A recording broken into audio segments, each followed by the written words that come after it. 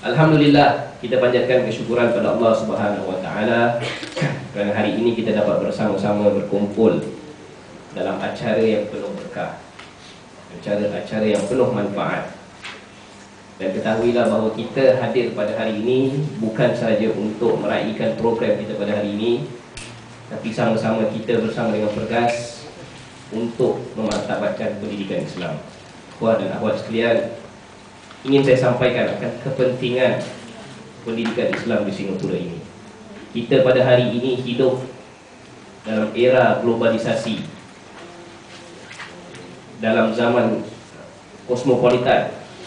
Kita hadapi berbagai cabaran, dan cabaran pada hari ini sangat kompleks. Kita tahu, para asatizah pun tahu, kita hari ini tak diutarakan dengan soalan-soalan yang remeh-remeh lagi daripada student, daripada pelajar. Tapi soalan-soalan pun semua dah canggih. Kerana apa? Kerana kita menghadapi masalah-masalah yang rumit, yang kompleks, yang ada, yang wujud pada kehidupan kita pada hari ini. Sebagai contohlah, orang dah tak tanya lagi, Ustaz, macam mana nak niat solat zuhur, macam mana nak niat solat asar. Tapi orang utarakan, Ustaz, kalau tempat saya kerja tak berikan saya waktu untuk solat, macam mana saya nak hadapinya? Betul tak? Itu antara masalah-masalah yang timbul pada hari ini. So bagaimana kita sebagai seorang pelajar, seorang Muslim yang hidup dalam era yang ada pada masa ini nak menghadapi cabaran-cabaran tersebut, dan bagaimana kita nak sampaikan kepada masyarakat Islam di luar itu, bagaimana kita nak mengatasi perkara-perkara tersebut. Ikhwah dan akhwat sekalian, tidak lain dan tidak bukan, kita nak kita perlu mendalami ilmu Islam. Selepas itu, setelah kita mendalami ilmu Islam, kita sampaikannya kepada masyarakat sekalian.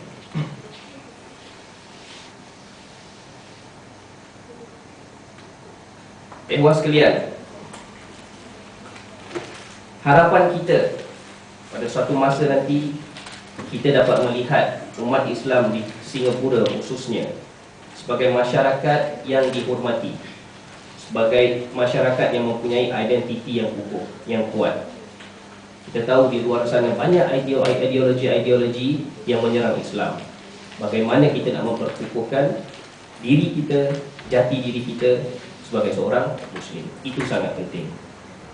Dua perkara dalam hidup kita mesti perkukuhkan. Pertama, ilmu. Yang kedua, mensucikan diri kita, supaya kita dapat melakukan sesuatu dengan keikhlasan. Saya lihat, Alhamdulillah, Pergas dari satu sudut kelas-kelas mingguannya yang kita hadiri bersama untuk menimba ilmu dalam benak fikiran kita, dalam diri kita. Tapi Pergas juga tak lupa untuk mengajak awak semua untuk sama-sama membersihkan diri kita, supaya kita dapat lakukan sesuatu itu dengan penuh keikhlasan. Antaranya ialah Da'i Camp yang akan kamu jalani pada hari ini dan esok. Allah Subhanahu wa taala berfirman dalam surah At-Taubah ayat 105. A'udzu billahi minasyaitonir rajim. Wa qul i'malu fasayarallahu 'amalakum wa rasuluhu wal mu'minun wa saturadduna ila 'alimil ghaibi wasyahadah fayunabbi'ukum bima kuntum ta'malun. Dan katakanlah, bekerjalah kamu, berusahalah kamu, beramallah kamu, maka Allah dan Rasulnya serta orang-orang mukmin akan melihat amalan-amalan kamu, dan kamu akan dikembalikan kepada Allah Subhanahu wa taala yang mengetahui akan yang ghaib dan yang nyata. Lalu ia akan memberitakan kepadamu apa yang telah kamu kerjakan. Dalam ayat ini terang Allah Subhanahu wa taala menyuruh kita untuk beramal, dan Allah tahu yang zahir dan yang ghaib. Allah tahu apa isi hati kita. Itu sebabnya saya katakan tadi, keikhlasan amat perlu. Kita lakukan sesuatu kalau bukan kerana Allah Subhanahu wa taala, maka amalan tersebut akan ditolak. Na'udzubillah min dzalik. Ikhwah sekalian, usaha antum selama ini untuk menimba ilmu juga tidak boleh terhenti begitu sahaja. Usaha dakwah perlu dilakukan. Ketahuilah bahawa Orang-orang yang seperti antum, masyarakat seperti antum di Singapura ini yang menghadiri kelas-kelas agama, sama ada di masjid, di Pergas, Andalus dan sebagainya, kurang daripada 50%. 50% lagi tidak menghadiri kelas-kelas agama ataupun tidak belajar dapat pendidikan agama. Jadi usaha antum untuk menyampaikan kepada teman-teman, mengajak mereka untuk menghadiri kelas-kelas amat perlu. Begitu juga tidak lupa keluarga kita sendiri. Saya juga yakin, hadirin sekalian, bahawa di antara kita ini, ramai di antara kita, ada di antara kita cerdik pandai yang mempunyai kekuatan masing-masing. Saya yakin ramai cerdik pandai yang berkebolehan di kalangan kita, dan kita hendaklah pandai memanfaatkan kepakaran yang ada di antara kita. Sabda Nabi SAW, "An-nas ma'adinu ka ma'adinil fiddati wal dhahab. Khiyaruhum fil jahiliyah, khiyaruhum fil Islam.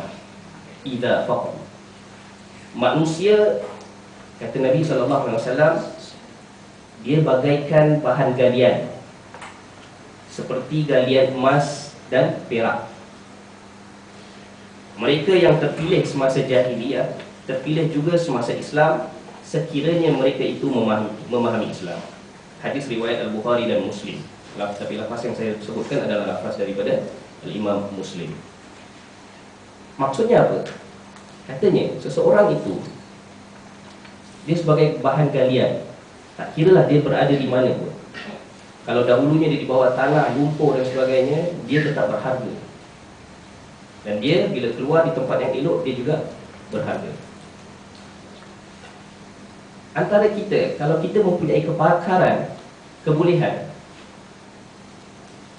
tak kira semasa sebelum dia Islam, kepakaran tersebut ada, ataupun sebelum dia betul-betul mendalami Islam, kepakaran tersebut ada, dan selepas itu, ataupun selepas dia mendalami Islam, kepakaran tersebut juga diperlukan.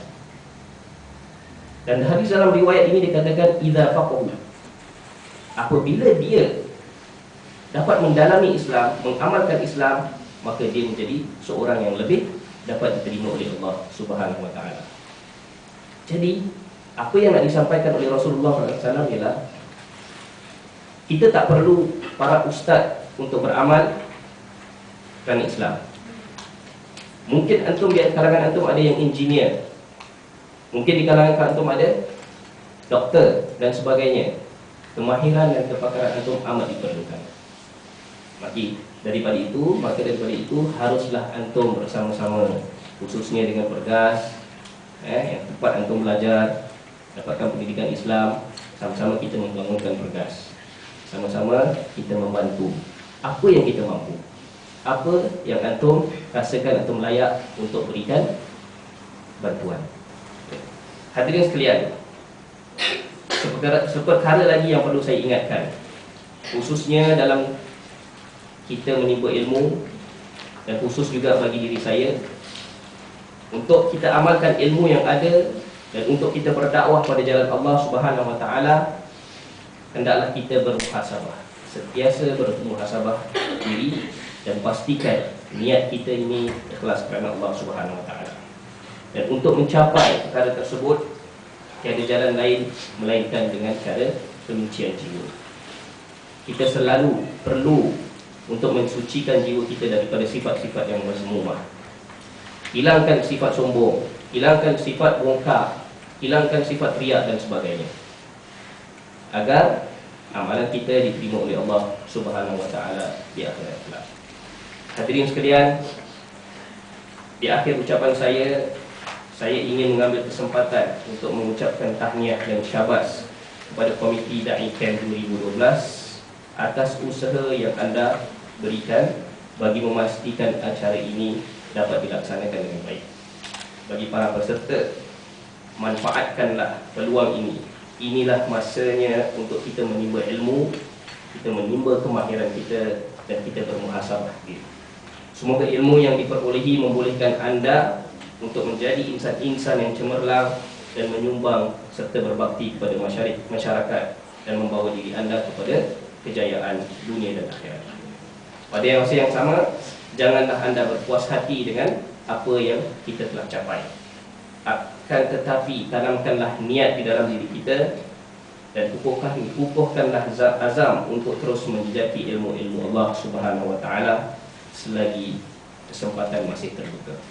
Tidak lupa pula saya merakamkan juga setinggi-tinggi penghargaan kepada para asatizah IPIP, pentadbir dan semua warga kerja Pergas atas jasa bakti anda dalam memartabatkan pendidikan Islam. Semoga jerih payah ini ditulis sebagai amal jariah yang berkekalan hingga terakhir akhirat. Sekian, wabillahi taufiq wal hidayah. Assalamualaikum warahmatullahi taala wabarakatuh.